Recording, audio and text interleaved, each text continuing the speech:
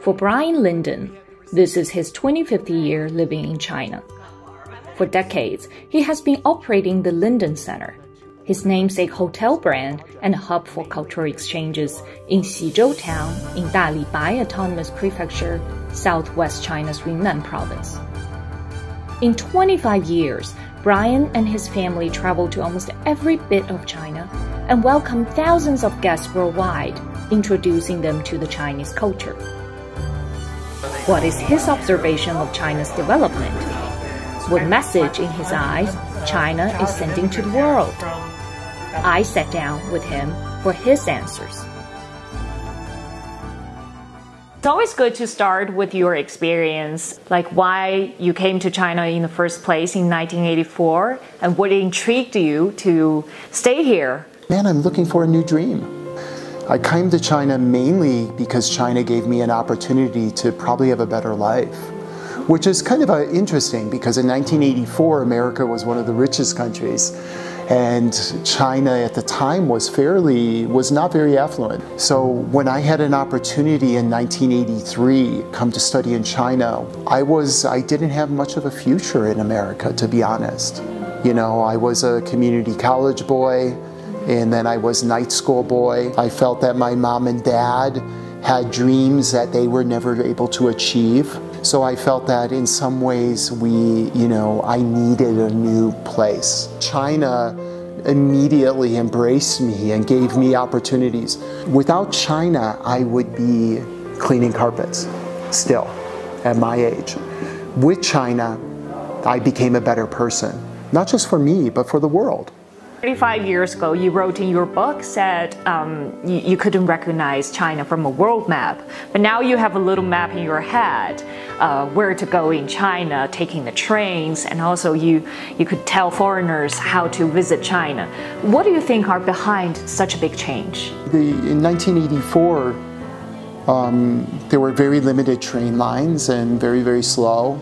And I think that what has happened now is the government has really emphasized on building out the infrastructure. I never fly in China anymore because I always take the trains. I'm willing to go anything you need to do now. Medical, the transportation, the whole banking system. When I used to get my salary from CBS News in 1984-85, I used to have to go to the Zhongguo Yinhang on Qianmen. And they would just the money would go around on a little wire. Shh, shh, shh. I mean, look at it now. I mean, it's amazing. Like WeChat Pay. Foreigners are so far behind now, you know? And that's only such a short time. Yeah. So for me, I think that what's interesting is when I speak to other foreigners, especially journalists, I don't think they know how far China has come in such a short time. China has demonstrated so much openness, and I feel that I think the West should acknowledge that. There are still many stereotypes about China, yes. Especially a lot of Western media. They criticize China. See, people can't decide what kind of lives we're living. According to your experience, what is the true picture of the democratic lives of Chinese people here? In so many ways, the government is trying to do, almost like a utilitarian way, take what is the best, what will bring the best results to the most people. It has been so nice I sit in sometimes like on the CPCC, the political club, and I have joined at the prefectural level, where the local governor, the Dali governor, will invite business leaders, will invite cultural leaders. And unfortunately, it's a very long meeting because those village leaders will be very critical. And the governor is sitting there taking notes. And he's saying, 我理解, 我了解, 对. So he will sit there and acknowledge. All those notes, when we leave that day, he says, we will get an answer back to you. I see it as very effective. Because I'm living here and I see the problems that we have had are somehow being addressed. And sometimes the problems we have in America are still being discussed. I feel that some ways in America, my vote sometimes doesn't matter. And that to me is a little bit sad. And this to me is something that I feel is a little bit of a fault in America right now, is that we don't even seem to be willing to look at other outside countries that have done so well. China has done so well.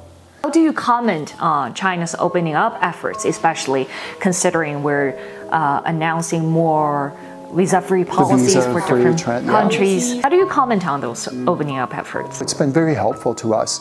Xinhua, our center, has always had a lot of following from the outside world. At one time, we were 80% foreign in terms of foreign guests.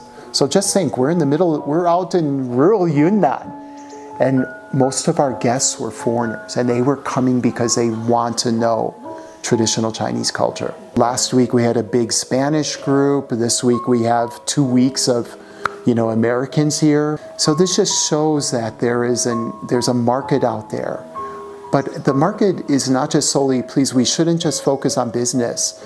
There are a lot of people who should be coming here because those people who are coming for culture will become some of our best ambassadors, cultural ambassadors, when they go home. And they're the ones who go back and tell the best stories about China. And this is what we are trying to cultivate as much as possible. Do you expect more, like maybe in the next 25 years? If I live that long, yeah. I'm quite optimistic. This is my home, I'm proud of China because I think you offer a wonderful future for all of mankind.